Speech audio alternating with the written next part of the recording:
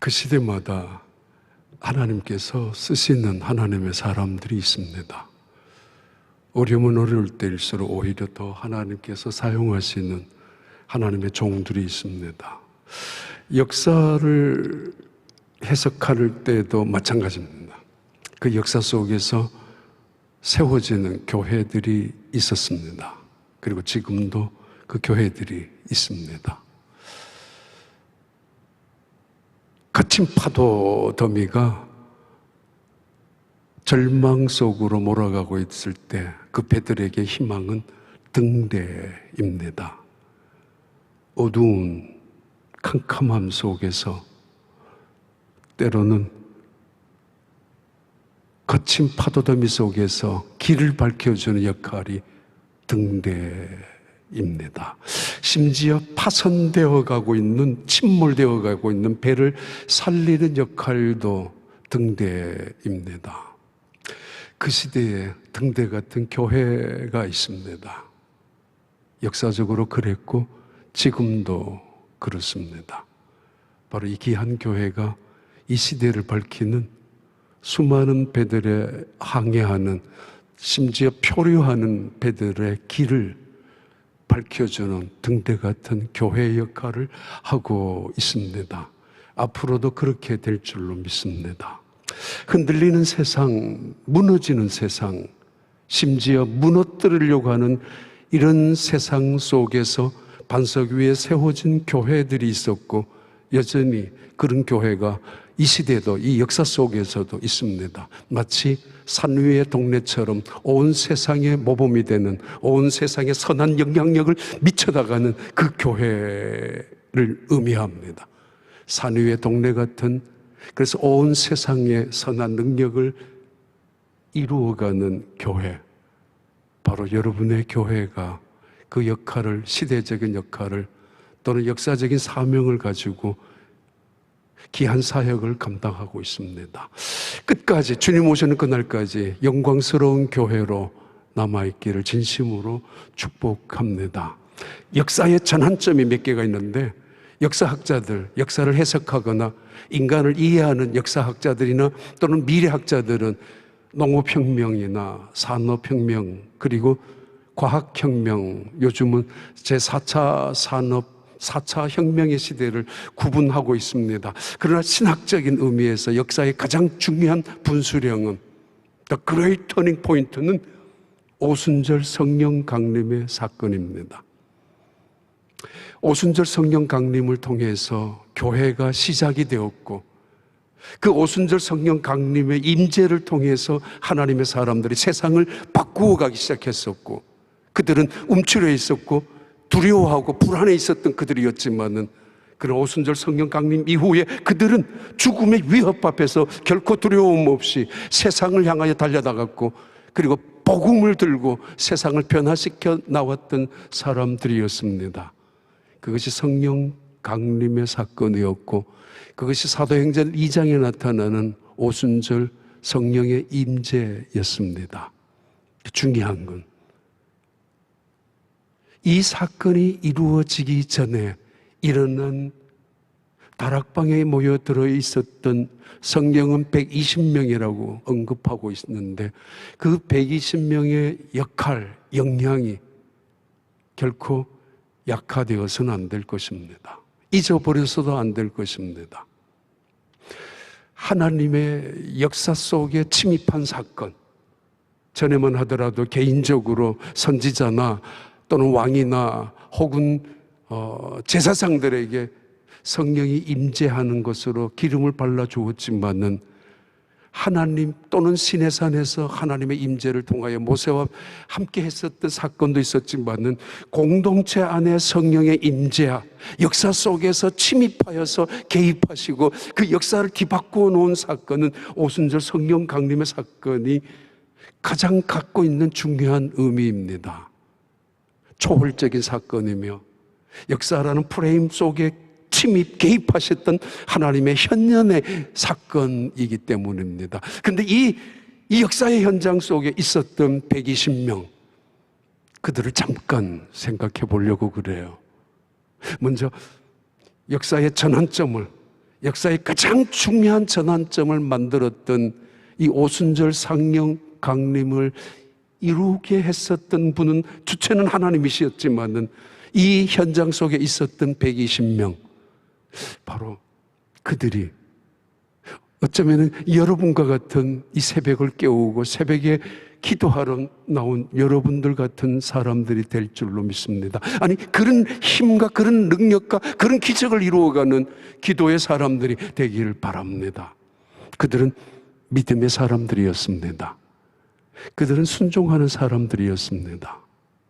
예수님 말씀하셨습니다. 너희는 예루살렘을 떠나지 말고 내 아버지께서 명령하시고 가르쳐 주시고 약속하신 것이 있지 않느냐, 그리고 내가 너희들에게 분부한 것이 있지 않느냐, 성령의 임재가 나타날 때까지, 너희들이 성령으로 세례를 받을 때까지 결코 예루살렘을 떠나서는 안 된다라고 명령하셨습니다.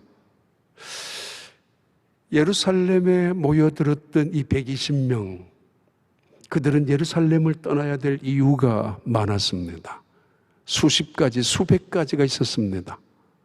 거짓 종교의 도시인 예루살렘, 예수님을 십자가에 처형시켰던 종교 지도자들이 있었던 예루살렘, 그들은 하루라도 빨리 예루살렘을 떠나고 싶었고, 그리고 갈릴리로 돌아가고 싶었습니다. 그런데 예수님 말씀합니다. 떠나지 마라고. 맥스 루케이도라는 사람은 오늘날도 수없이 많은 성도들의 마음을 혼란시키는 가운데 이 말씀은 하늘의 천둥같이 들려오는 예수님의 명령이라고 말씀합니다. 예루살렘을 떠나지 말라고. 왜? 성령이 임재할 때까지. 지금까지 그들은 성령이 공동체 안에 임재한 사건을 들어본 적이 없었고, 아니 그런 역사가 한 번도 없었습니다마는, 이들은 지금 예수님이 승천하시기 직전에 하셨던 그 말씀을 그대로 믿고 순종하며 모여들었습니다. 그래서 마가다락방에, 협소한 마가다락방에, 불편하기 짝이 없는 마가다락방에 그들은 오직 하나 믿음으로, 오직 하나 순종으로 모여서 예수님의 말씀을 그대로 신뢰하고 있었던 순간입니다. 코로나 바이러스로 많은 일들이, 생각지도 못했던 일들을 경험하고 있습니다. 그런데 한번 생각해 봐요. 전쟁 때도 예배는 있었고 오히려 천막을 치고 예배를 드렸습니다. 그때 그들의 찬양은 뜨거웠고 그들의 입술의 기도는 간절했었고 절박했었고, 그리고 세상은 그들이 드리는 기도에 관심을 가졌고, 세상은 그들이 드리는 예배를 통하여 오히려 희망을 걸고 있었던 때가 우리 6.25 전쟁 시간이기도 했었습니다. 고향에서 100주년 기념 책을 보았는데, 피난 갔던 사람들과 피난을 못 갔던 교인들, 피난을 미처 가지 못했던 교인들이 주일이면은 숨어서 산속에 들어가서 예배드렸던 그 흔적의 기사를 읽은 적이 바로 엊그제였습니다. 잡히면 공산당원들에게 죽습니다. 그러나 그들은 숨어서 예배를 드렸습니다. 부산에서도 마찬가지였죠. 공개적으로 예배를 드렸던 그들, 오히려 세상은 그 예배의 희망이라고, 기도해달라고 부탁했었던 시대가 있었습니다. 아프가니스탄에 5년 전에 테러, 무슬림들에 의해서 교회당, 예배당에 폭탄이 터지면서 6명이 죽었고 수십 명이 부상을 당했던 사건이 있었습니다. 3개월 후에 부상을 당한 할아버지, 자기 아들을 폭탄 테러로 죽음을 당한 아버지가 예배당에 참석했습니다. 예배에. 또다시 무슬림들에 의해서 테러를 당할 수 있는 위험한 순간이었지만은 그분은 나왔습니다. 내 아들이 죽어갔습니다. 하나님 어디 계시느냐고, 하나님 무엇 하시느냐고, 우리가 하나님을 믿는 게 정말 잘하는 일이냐라고 원망할 수도 있고 하나님의 능력을 의심할 수도 있었을 텐데, 그는 부상당한 몸 그대로 예배당에 와서 예배를 드렸습니다. 눈물을 흘리며 예배를 드렸습니다. 공산당 치하에서, 모스크바에서, 중국에서, 동구권에서 철저한 독재 정권 앞에서 탄압과 위협과 그리고 고문을 당하는 순간 앞에서도 그들은 예배당에 예배 초소에 찾아갔고 그리고 목숨을 걸고 예배를 드렸습니다. 차마 소리를 낼 수 없어서 입을 뻥긋뻥긋하고 서로 눈을 마주치면서 그래, 하나님은 살아계셔. 우리 하나님은 우리의 예배를 받으실 거야.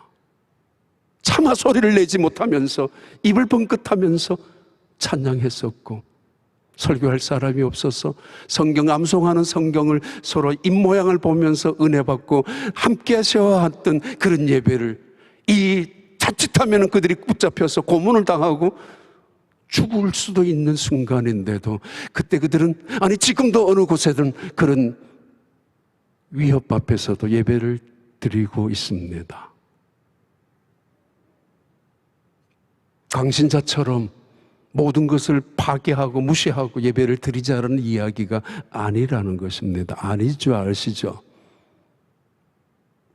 지금 모인 120명, 여전히 서슬퍼런 제사장 일당들이 남아있고 여전히 기세등등한 로마 군인들이 온 거리를 장악하고 있고, 예수님은 이제 그들의 눈앞에서 승천하신 지 없어지고 말았습니다.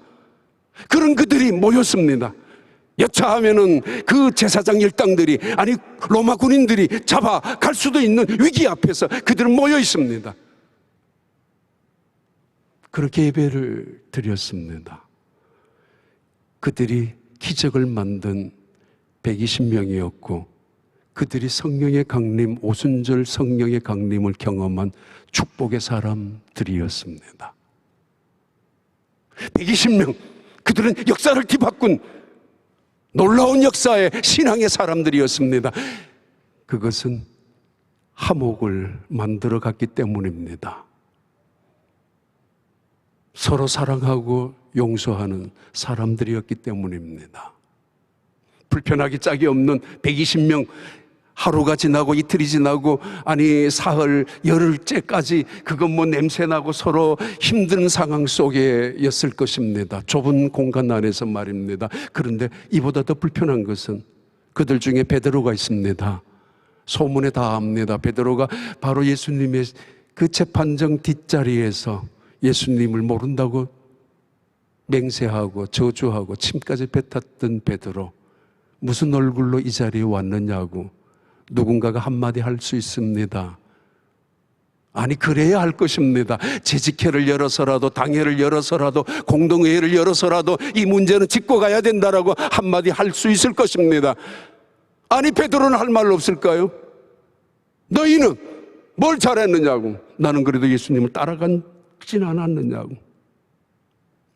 만약에 그런 자리였다면 그 자리는 난장판이 되고 말았을 것이고, 만약에 그런 불미스러운 일이 있었다면 그 순간은 깨어지고 말았을 것입니다. 역사를 만들었던 120명, 기적을 만들었던 120명, 그들은 믿음과 순종뿐만 아니라 서로가 격려해주는, 위로해주는, 용서해주는, 사랑해주는 사람들이었습니다. 베드로는 베드로대로 내가 잘못했다는 거 인식했겠죠. 그러나 제자들은 제자들대로 서로가 하나가 되는 그런 순간입니다. 코로나 바이러스, 눈에도 보이지 않는 박테리아보다도 훨씬 더 아무것도 아닌, 살아있는 것도 아니고 죽은 것도 아닌 이 미생물, 이 코로나 바이러스 앞에 최첨단의 과학시대, 최첨단의 문명의 시대 속에 우리는 속수무책으로 당하고 있습니다. 코로나, 크라운이란 말입니다. 왕관이란 말이죠. 왕관을 쓴 바이러스. 온 세상에 지혜와 인간의 지식을 자랑하는 이 시대에 코로나 바이러스는 왕관을 쓴 채 인류 문명을 왕의 자리에 앉아서 군림하고 있습니다. 그 왕관, 코로나 바이러스 보면은 수많은 못들이 박혀져 있죠. 그 바이러스의 모양입니다. 마치 못이 박혀 있는 것처럼 코로나 바이러스로 인해 세상을 통제하고 감시하고 감독하고, 그러다 보니까 수많은 사람들의 가슴 속에 대못을 박는 일들이 터지고 있기도 합니다. 그래서 눈물을 흘리는 사람들, 경험하지 못했던 세상 속에 살아가면서 때로는 피눈물을 흘리는 사람들도 있습니다. 코로나 바이러스로 덕본 사람들도 있겠지만은 가슴 아파 눈물을 흘리는 사람들도 있습니다. 아니, 예배가 그리워서 눈물을 흘리는 사람들, 마음껏 예배를 드리지 못해서 불편해서 가슴이 아픈 사람들, 돈의 문제가 아니라 신분의 문제도 아니라 하나님을 향하는 뜨거운 그 눈물을 흘려내고 있는 사람들, 오늘의 문제 아닙니까? 허리케인이 불어서 우리 휴스턴에 그런 적이 있습니다. 집을 물이 삼킨 적도 있고, 토네이도나 지붕을 날려버리고, 태풍이 불어서 강물이, 바닷물이 육지에 올라오기도 하고, 아니면 지진이나 하산이 폭발해가지고 다리가 무너지고 끊어지고 집들이 허물어지는 세상 속에 눈에도 보이지 않는 코로나 이 바이러스 앞에서 속수무책으로 당하는 앞에 우리가 해야 될 일들은 뭐예요? 그 순간에 위기 앞에서도 우리는 예배를 드렸어요. 허리케인 앞에서도. 그리고 모여서 손을 잡아주었습니다. 힘내라고. 지진 앞에서도 모였습니다. 아니, 더 많이 모였었어요. 그러면서 서로가 끌어안고 하나님은 여전히 살아계신다라고 찬양했었고 예배를 드렸습니다. LA에서도, 샌프란시스코에서도, 지진 화산 폭발 앞에서도 말입니다.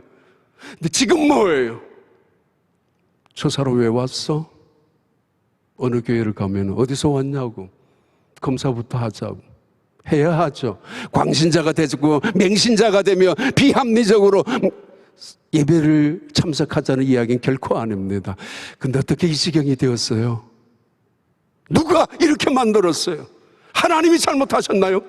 아니에요. 하나님 없이 살아갈 수 있다고 했던 인간의 오만은, 하나님의 이름을 적당히 지워버리고 하나님의 도움 없이도 인간의 능력으로 얼마든지 세상을 정복할 수 있다고 생각했던 인간의 교만 만들어낸 일들 아닙니까? 여전히 백신이 개발되고 치료약이 개발되면 그것이 이제 끝이라고, 그래서 거기에 희망을 걸고 있는 이 세상 속에 하나님은 우리에게 다시 한번 말씀하시고 계십니다. 똑바로 보라고, 정신을 차리라고, 겸허히 돌아오라고. 아니, 함께 모였는데 저 사람 혹시 확진자가 아니야? 손을 잡기도 거북하고 불편하고, 아니 저 사람 왜 왔어? 라고 하는 세상 속에 우리가 예배를 드리고 그런 세상 속에 교회당에 찾아오기도 합니다. 왜 이렇게 이 지경까지 왔느냐고요. 120명 그들은 서로가 붙잡아 주었고 안아 주었고, 힘이 들 때 그들을 세워 주었고, 열을 때까지 서로 배려하고 용서하고 사랑했었습니다.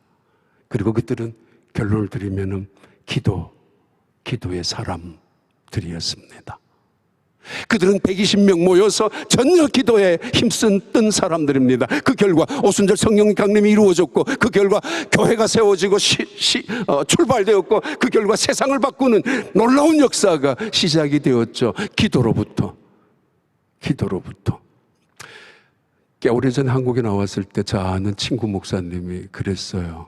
42일 동안 단군 신상을 국민학교에 파괴를 했는데, 갔다가 42일 동안 교도소에 있다가 나왔는데 가슴 아픈 일이 있었다고. 뭐였냐고.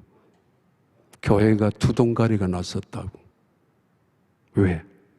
우리 목사님은 왜 단군 신상 국민학교 교정에 있는 거 밤에 가가지고 다른 목사님하고 몽둥이 망치로 부셨단 말이에요. 왜 그렇게 꼭 과격하게 행동해야 되고 그렇게 공격적으로 폭력적으로 행사해야 되느냐고. 그래서 교회가 이 세상으로부터 비난을 당하고 조롱거리가 되지 않느냐라는 교회 일파가 있었고, 또 하나 일파는 아니라고, 나라도 그러고 싶었다고, 나라도 뭐 우리 목사님이 그렇게 했으니까 다행히 있지 않느냐라고 하는 사람들의 파가 쫙 갈라져 있었다고. 그게 뭐예요? 오늘의 교회가 그래요. 당회가 그래요. 정부가 하는 대로 정확하게 규칙대로 해야 합니다. 그게 이성적이고 그게 합리적이고 세상으로부터 비난받지 않을 수 있습니다. 맞아요. 아니, 언제 교회가 무슨 온상이, 바이러스 온상이 교회 때문에 생겨졌단 말입니까? 아니, 그래도 더 중요한 건 교회를 분열시키는 무리들이 있죠. 그게 가슴이 아팠다고. 하나가 되어야 되는데 교회 안에서는 그래도 내 생각이 맞다 할지라도 설마, 내 감정이 조금 나쁘다고 할지라도 설마 하나님의 교회를 위하여, 하나님의 영광을 위하여 함께 하나가 되어야 하는데, 그때 교도소에 다녀온 그 목사님은 그것이 정말 가슴이 아팠다고. 그런데 그분은 이런 이야기 했어요. 내가 교도소 안에서도 기도하고, 그리고 우리 나를 위하여 끊임없이 기도해 준 성도들이 있었기 때문에 교회가 흩어지지 않았고 그대로 세워져 있다고. 그렇습니다. 120명, 그들은 기도의 사람들이었습니다. 시편 51편 15절에 말씀하죠. 환난 날에 나를 부르라. 내가 너를 건지리니 너가 나를 영화롭게 하리라. 맞습니다. 역대하 7장 13절 14절에 말씀하죠. 혹 내가 하늘을 닫아 비를 내리지 않거나, 혹 내가 메뚜기를 보내 토산물을 먹게 하거나, 혹 내가 전염병을 이 땅에 팬데믹 상황을 만들 때에 너희가 스스로 겸비하여 낮아지고 너희가 스스로 내 얼굴을 찾아 구하면 내가 너희들의 죄를 사할 것이고 이 땅을 고칠 것이라고. 기회가 아닙니까?